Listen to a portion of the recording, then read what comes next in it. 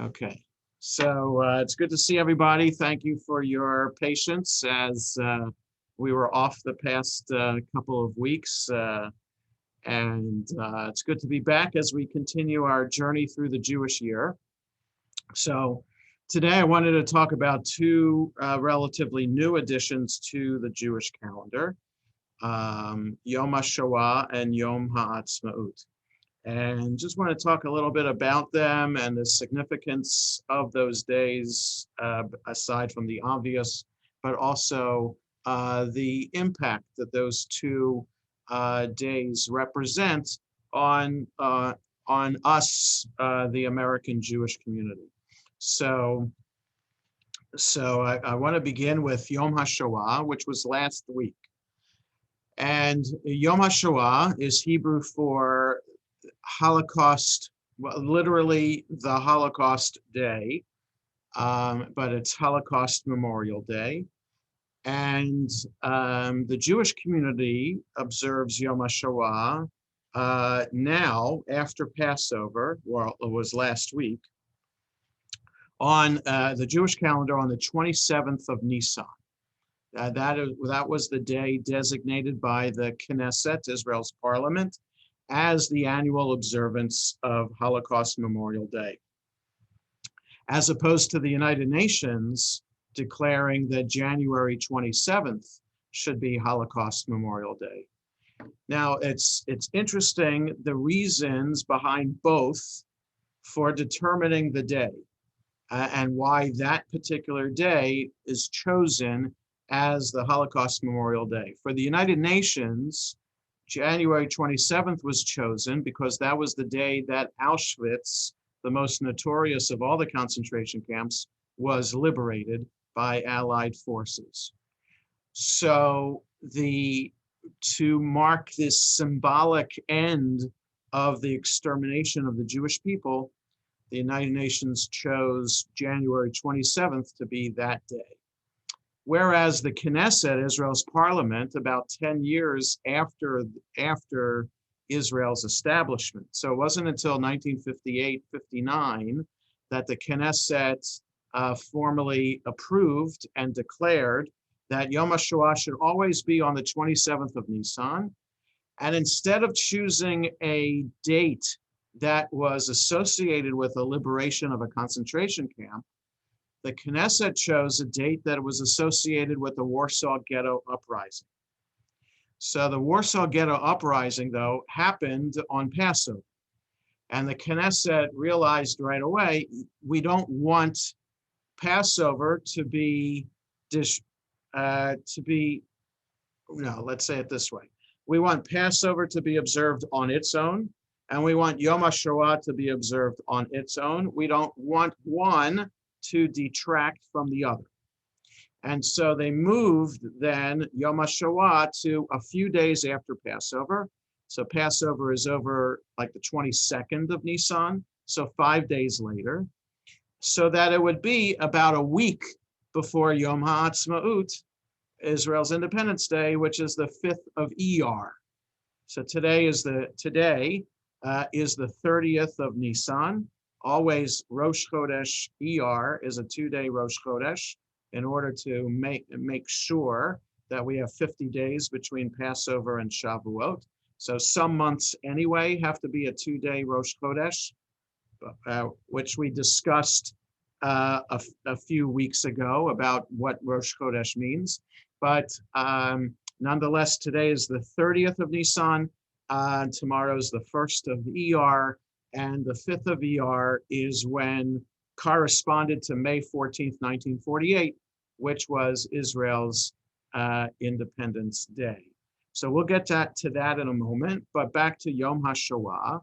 The idea, of course, for the Knesset, so just to highlight the difference between the dates chosen for the annual Holocaust observance. So the world observes Holocaust Memorial Day on January 27th. There are official ceremonies that happen on Capitol Hill, at the United States Holocaust Museum, and elsewhere around the world under United Nations auspices or government those government auspices as well.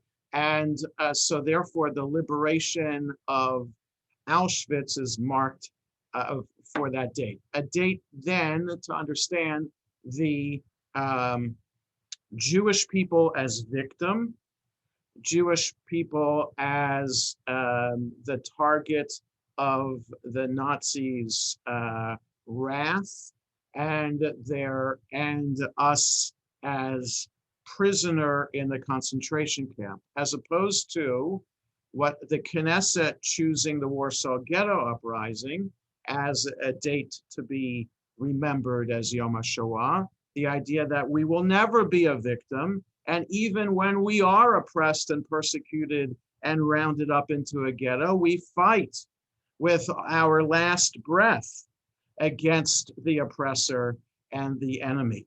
And so I think it's pretty clear for the Knesset and for the Jewish people that Yom HaShoah be associated with Warsaw Ghetto rather than the concentration camp, just to highlight that even in the midst of the worst tragedy to befall the Jewish people, and some might argue the worst tragedy to befall all of humankind in the history of human existence, that better to remember that day as a day in which we highlight how we fought back, as opposed to remembering the day on which we were victim in the most notorious of all the concentration camps.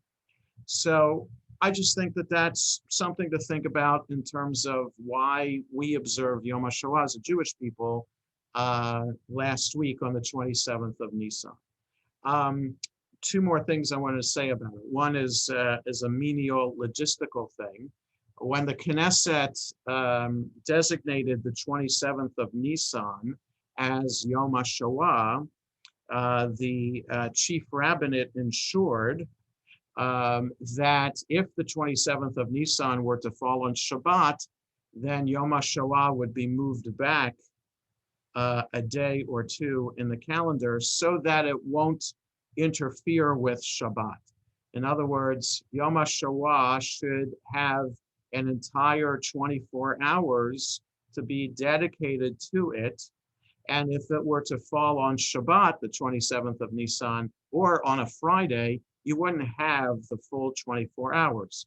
If it were to fall on a Friday, as the 27th of Nisan did this year, then Shabbat begins at sunset, of course. So you wouldn't have the full 24 hours that you would normally have and should have to be dedicated to the day.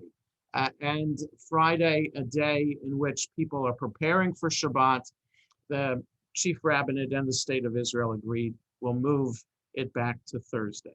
So that's why Yom HaShoah was observed this year, Wednesday night and Thursday last week, instead of Friday, when the 27th of Nisan really was.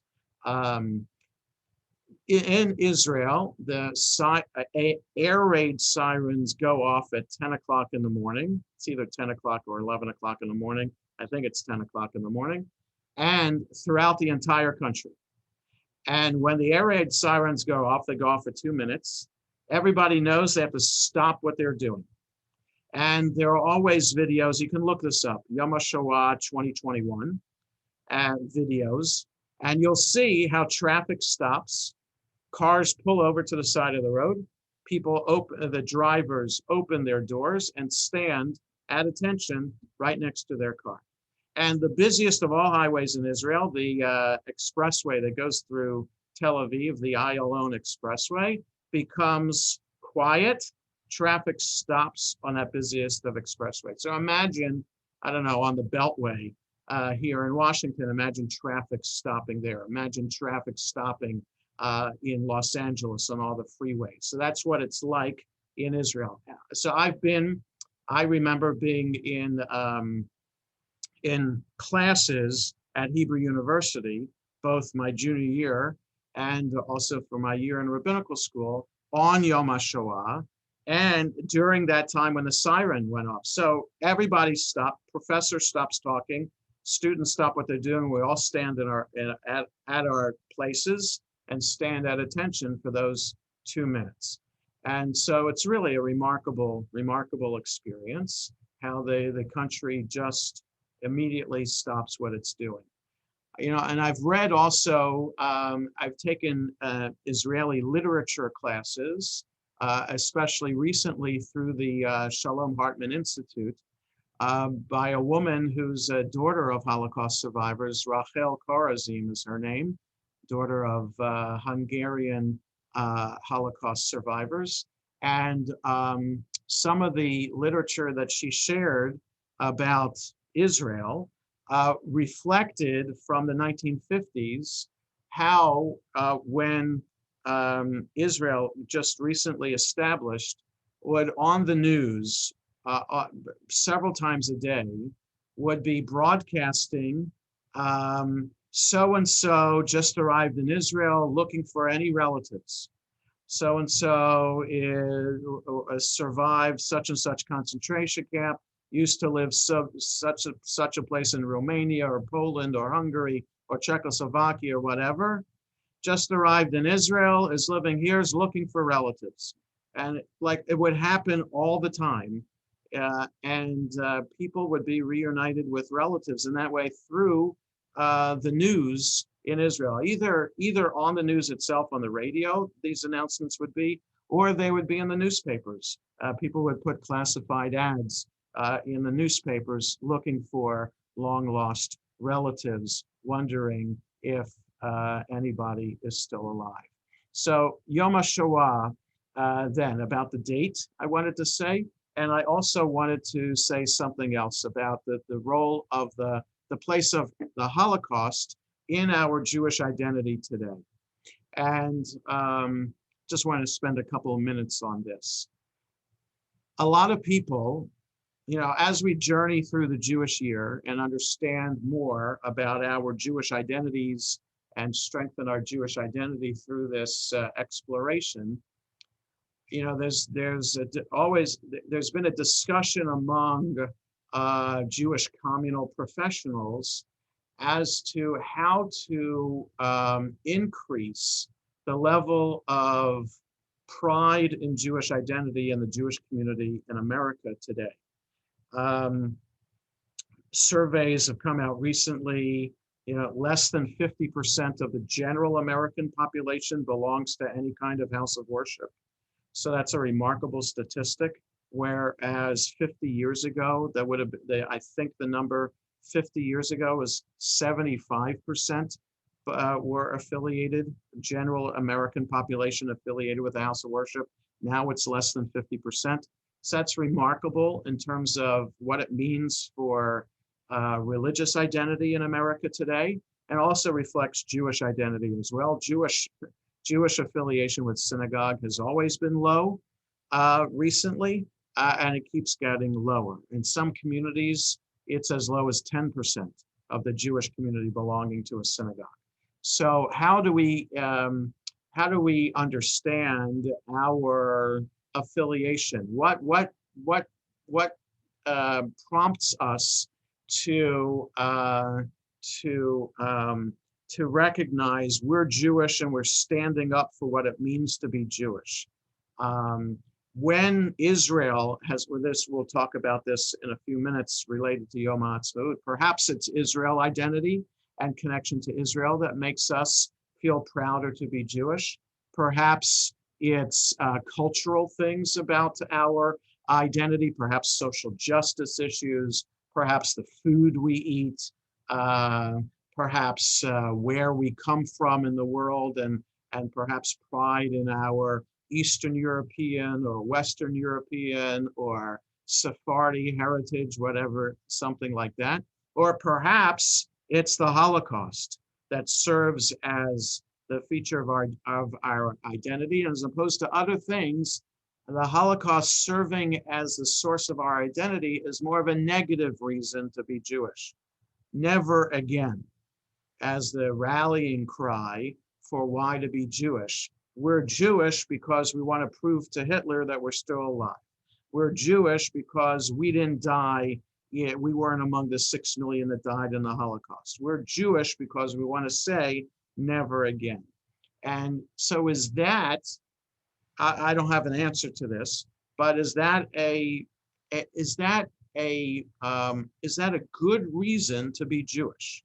That, in other words, the underlying foundational reason to be Jewish is to say never again, as opposed to foundational underlying reason to be Jewish is a positive identity in what Judaism means and what the religious concepts of Judaism mean to us today. So I just throw that out there as a question to think about. And I'm not denying, please don't understand from me asking this question that I'm suggesting that we shouldn't be observing Yomashawa. Far from the truth. That's not what I'm suggesting. I'm only saying that for some people, Holocaust, the observance of Yomashawa and understanding Holocaust history is the foundational principle for why they are Jewish. And I'm only questioning that foundational principle. That's all. What I absolutely want to emphasize and maintain and state clearly is that we have an obligation to remember the Holocaust. We have and that's the most recent of the tragedies that have befallen the Jewish people throughout our history, but we have an obligation to remember all of them. All of these tragedies that have happened in Jewish history, from the destruction of the first temple in Jerusalem by the Babylonians of 586. Now, even before that, to the conquest of northern Israel by the Assyrian Empire in the 8th century BCE. We have to remember that. That's the exile of 10 of the tribes of our people who who subsequently were lost to history. So the Jewish people are just related from the tribe of Judah and from the tribe of Levi today, plus those who convert to Judaism who automatically become part of the tribe of Judah. So Jews today, biologically born Jews, are born into either the tribe of Judah or the tribe of Levi. So if you're a Kohen or a Levi, you're from the tribe of Levi. If you're an Israelite, you're from the tribe of Judah. Or if you convert to Judaism, you become affiliated with the tribe of Judah. Those 10 other tribes are lost to history when the Assyrians conquered northern Israel in the 8th century BCE. So from the 8th century BCE, you have that. Then you have the 6th century with the destruction of the first temple by the Babylonians. Then you have the Greeks and Hanukkah 2,100 years ago. Then you have the destruction of the second temple by the Romans in 70, right? So you can keep on going throughout. You have the Crusades at the turn of the first millennia. You have the Black Plague and pogroms that happened as a result of the Black Plague in Europe in the 1300s. You have 1492, the expulsion of the Jews from Spain, right? You can keep on going, and our prayer book, especially on the high holidays, remembers many of these events in our tragic events in history in which Jews were killed and in the process understood to be martyrs, dying in God's name, because dying as Jews, dying in God's name, make us martyrs. And so on Yom Kippur, every Yom Kippur, we have a martyrology service added to Musaf in which we remember those different periods in Jewish history. So we are obligated to do that, and at least on Yom Kippur, we go through it. But we should always remember these tragedies in history that highlight just the history of our persecution, but also, despite all that, we're still here. So for nearly 4,000 years of Jewish history, most of it under the rule of some other authority, very little of that time of the 4,000 years are we autonomous in our own land. So despite all of that, we are still here, and that is remarkable. So that's what I wanted to say about Yomashawa. If you have any questions or comments, you can put them in the chat or save it to the end. I want to talk about HaAtzma'ut a little bit as well. So HaAtzma'ut is May 14th, 1948. The 5th of Iyar is HaAtzma'ut. So, you know, events on the Jewish calendar, events in Israel today are based on the and events for the Jewish community are based on the Jewish calendar. So the HaAtzma'ut is celebrated on the 5th of Iyar every year, not on May 14th every year. The only community that observes May 14th is the Palestinian community, and they observe May 14th as the Nakba, the day in which they remember being driven out of their homes in what was the Israel at that time, and they see it as a day of mourning for being driven from their homes. So that's the only community in the world that observes May 14th.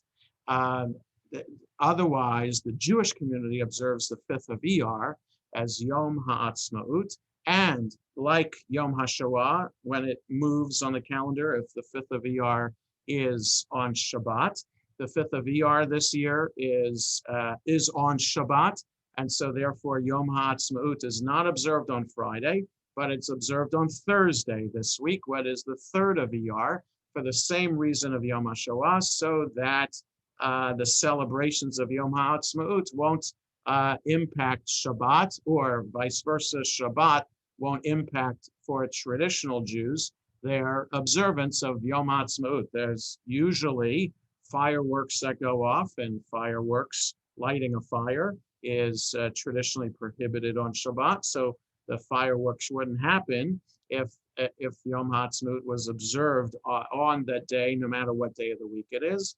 And of course, all the public celebrations, the performances and things like that, also flyovers by the Israeli Air Force throughout the state of Israel would not happen on Shabbat. So this year, it's pushed back to Thursday. Just mentioning that flyover reminds me that in 1973,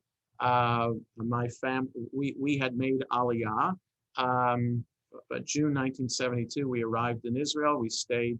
We're intending to stay for good, but we came back to America in June of 1973. So just a couple months before, maybe a month before, was Yom HaAtzma'ut of 1973. That was the 25th birthday of Israel. So I clearly remember in 1973, I was 11 years old. I remember standing on the balcony of our apartment in Ashkelon, a southern coastal city in Israel, in which, and standing on the balcony and watching the Air Force fly over. And it was the 25th anniversary. So they flew over in the shape of 25, but not 25, rather Kaf He. So because they use traditionally for numbers in Hebrew, you use the Hebrew letters, and each Hebrew letter has a corresponding numerical equivalent. So the letter Kaf is the number 20, and the letter He is the number 5. So the Air Force, the flyover was in the shape of a Kaf He flying all around Israel. So that was really cool for an 11-year-old to see that. So that happens in Israel today, the flyover like that. So I just want to make sure that you saw the links that I sent out this morning for the Israeli Embassy is doing something here on Wednesday night at 8 o'clock for Yom HaAtzma'ut. We can connect to the live celebration that's happening in Israel as well. So I just look for those links to be able to observe Yom HaAtzma'ut. So 5th of Iyar, immediately added to the Jewish calendar, and So I want to say this about Yom HaAtzma'ut liturgically. That is, so here's a holiday that is certainly not in the Torah, right? Torah holidays are part of the Jewish calendar, which we've already talked about, right, in terms of Passover as a Torah holiday. We talked about biblical holidays, so it's not in the Torah, but it's in the Bible, the holiday of Purim. So clearly, those two are examples of at least a holiday from the Bible that becomes part of the Jewish calendar. So what about a holiday that is much later in Jewish history? How does that get incorporated onto the Jewish calendar? So there's a debate in the Jewish community today between the ultra-Orthodox and the non-ultra-Orthodox as to how to observe Yom HaAtzma'ut on the Jewish calendar. So aside from saying, yes, this is Yom HaAtzma'ut, what do we do in the prayer book to highlight that this is Yom HaAtzma'ut, right? Because when Passover, we observe Passover by taking the Torah out of the ark, reading a portion from the Torah that relates to Passover in some way. When a Purim is not in the Torah, but because Haman is descended from Amalek, according to Jewish tradition, as we pointed out, you read a section from the Torah that relates to the destruction, the war against Amalek, right after the Israelites left Egypt, right? So there's a Torah reading. You also have a unit called Hallel that would be added to the service on a holiday. So we don't do Hallel on Purim because for the rabbis, that you only say Hallel for a holiday that was observed, or the event occurred in the land of Israel. Purim didn't happen in Israel, it happened in Persia. But Hanukkah, not in the Torah, not in the Bible, added to the calendar. We have Torah reading for it, and we have Hallel for it because Hanukkah happened in Jerusalem. Okay, so what about Yom HaAtzma'ut? It only happened 73 years ago. So the rabbis of the community at the time said, yes, absolutely, we need to add these things, these traditional things, to the service. So there's a Torah reading that we add for Yom HaAtzma'ut from the book of Deuteronomy, which highlights how the land of Israel, which the people are about to go into, is a land flowing with milk and honey, and will be an inheritance forever as long as the people observe the covenant. So that's the Torah reading for Yom HaAtzma'ut to highlight how the establishment of the state of Israel is a religious event, not just a Jewish civilization event. Or a Jewish peoplehood event. It's a Jewish religious event. And we recite Hallel in the service on Yom HaAtzma'ut because it's Israel's Independence Day. The events happened in Israel. And we also add a prayer known as Al Hanisim on Yom HaAtzma'ut. So on Hanukkah and Purim, later in the Amidah, you might notice a page that we normally skip is a prayer highlighting the miracle of that day and how that's associated with the holiday. So it's interesting that we don't have an Al Hanisim for Passover because a miracle happened on Passover to allow us the 10 plagues and the crossing of the sea. But the rabbi said, no, we do this Al Hanisim for Hanukkah. We do it for Purim, the post-biblical holidays. And so an Al Hanisim was written for Yom HaAtzma'ut as well, highlighting how 600,000 Jews in Israel were able to defeat miraculously through God's intervention, the Arab armies that had attacked it on that day. And so, so it might not be May 14th, it could be May 15th that it's observed as a Nakba because the declaration of the State of Israel by Ben-Gurion happened like right before Shabbat, Friday afternoon. So it's probably the next day that the armies attacked. So that's why it's May 15th and not May 14th. That's the Nakba. So and for a year, Israel fought until it won, and ceasefire was declared in 1949. So that Al Hanisim was written to reflect that. So liturgically, that's what we do to highlight how this event in the history of the state of Israel becomes a religious event as well. So just as with Yom HaShoah, talking about our connection to it as Jews, here the interesting connection is how connected is the American Jewish community to Israel today. And clearly the American Jewish community is not united with one voice in total unflinching support for the state of Israel.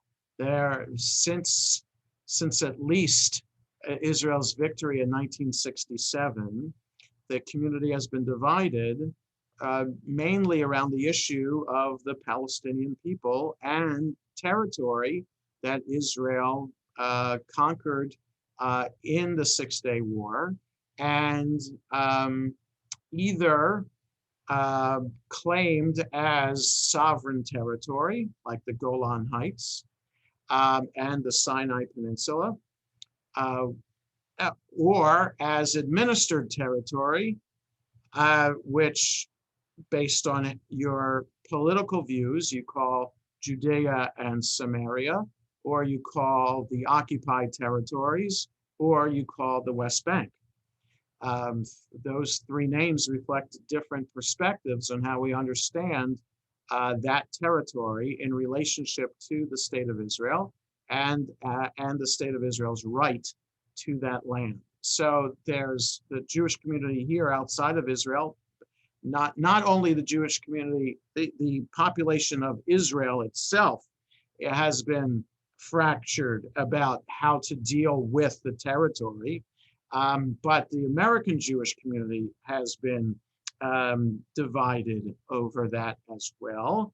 And we certainly came together in 1973 to support Israel when it looked like for a few days that Israel might be defeated by Syria and Egypt. But aside from that brief time, the Jewish community, as the years progress, have become less and less enamored with Israel, both because of the treatment of the Palestinian people themselves and the territory of the Palestinian people, aside, and also because of social domestic issues that occur in Israel. For myself, as a conservative rabbi, I have issues with the state of Israel in terms of its lack of separation of religion and state. And so the official religion of Israel is ultra-Orthodox Judaism. The chief rabbinate of Israel are comprised of ultra-Orthodox rabbis, and the only form of Judaism expressed officially is ultra-Orthodox Judaism. So to be married in Israel, you have to be married officially by the religion that you affiliate with. And so therefore, as a Jew, you have to be married by an ultra-Orthodox rabbi.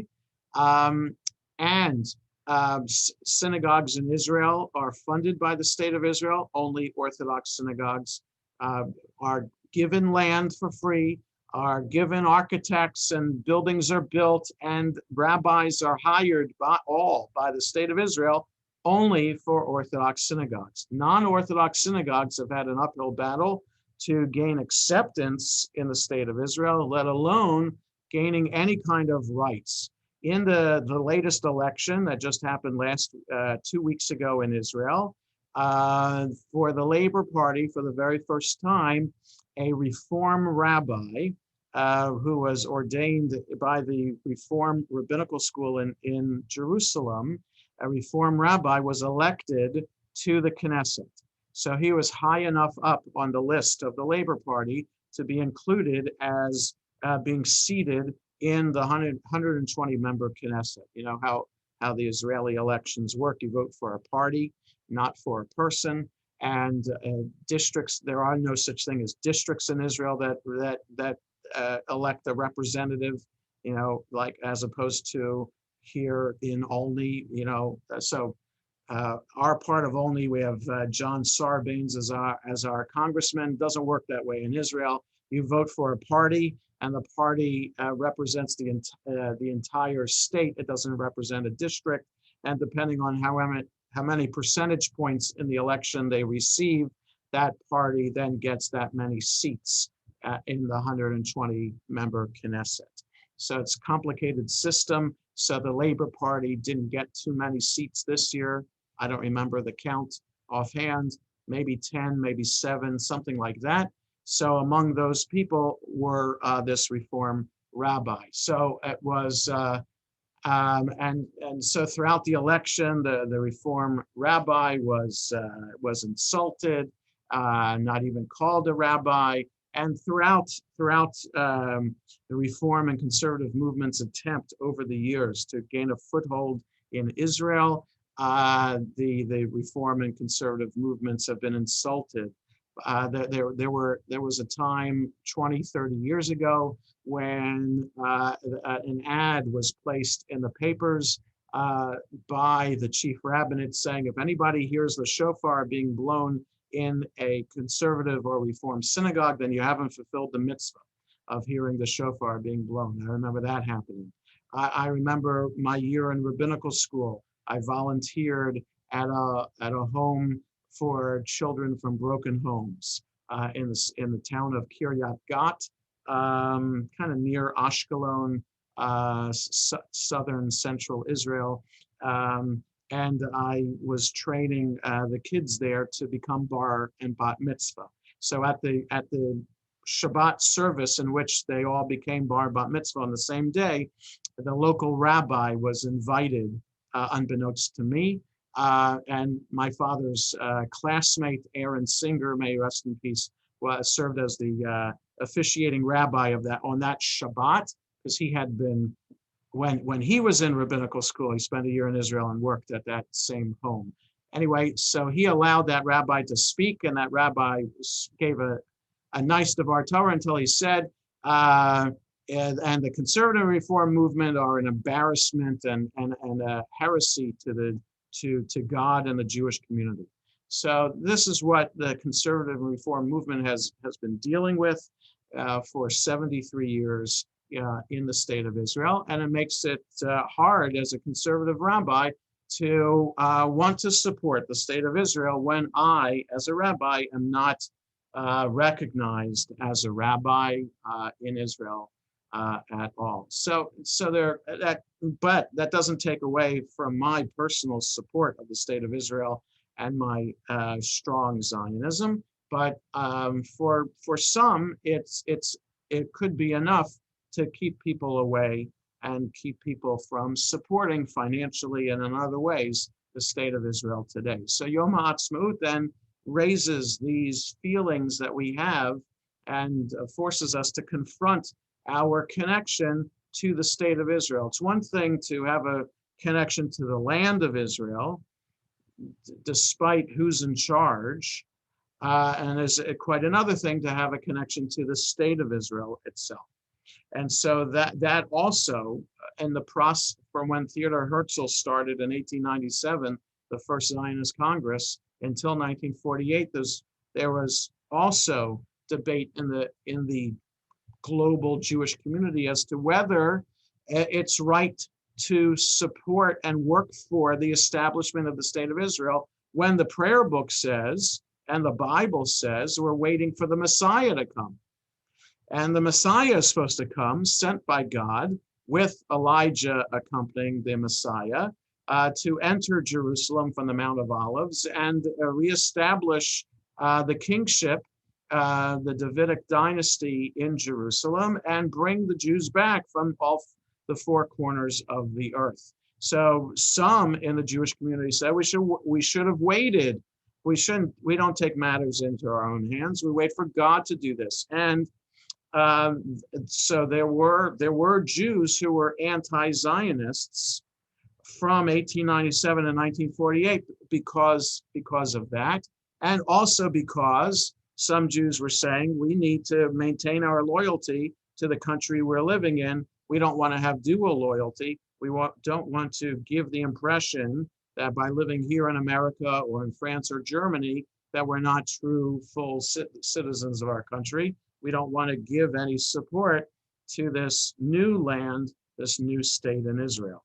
And so, but since 1948, I'd say most of the Jewish community, most of the religious community are supporters of the state of Israel, except for some extreme ultra-Orthodox who are violently opposed to the state of Israel. Even though they live in the land of Israel, they do not support the state of Israel itself. So HaAtzma'ut then highlights all these different ideas and understandings of what Israel is. Is it the land of Israel? Is it the state of Israel? What it means to us as Jews in America today, as the former president who spoke several times, was quoted as saying several times to his Jewish supporters, always referring to the Jewish supporters of that former president, wherever they were, in Miami or in New York, he would say, "Your prime minister," and highlighting this idea, right? And referring to Bibi Netanyahu as your prime minister. These American Jews who are financial supporters of the former president of America, of the United States, speaking to them, not just thanking them for their money, but talking about your prime minister. He's not Netanyahu, whichever prime minister of Israel is not our prime minister. We didn't vote for him. We don't have the right to vote for him. We have to live in Israel and be citizens of Israel to vote for the prime minister. So to highlight and to maintain that idea that we are dual citizens, or that we have dual loyalty, or that really our loyalty is to Israel and not to America, is a shanda. It's really an insult to the American Jewish community, right? That's another thing that Yom HaAtzma'ut causes us to think about. Who are we? Are we American Jews? Are we Jewish Americans? And how do we associate with the land of Israel and the state of Israel today? So, any questions or comments about Yomashawa, about Yomashawa? So, well, I just want to then wish everyone a happy Yomashawa. I hope that we take advantage of those of the virtual programs, and to kind of celebrate from a distance the miracle that the establishment of the state of Israel is. Celebrate its 73rd birthday, and hope and pray that Israel will stay strong for many, many years to come. So have a good day, everybody. Stay safe and healthy. It's good to see you all, and we'll see you next week for next installment of Journey Through the Jewish Year. Thank you. You bet. Thank you. Have a good week. You too.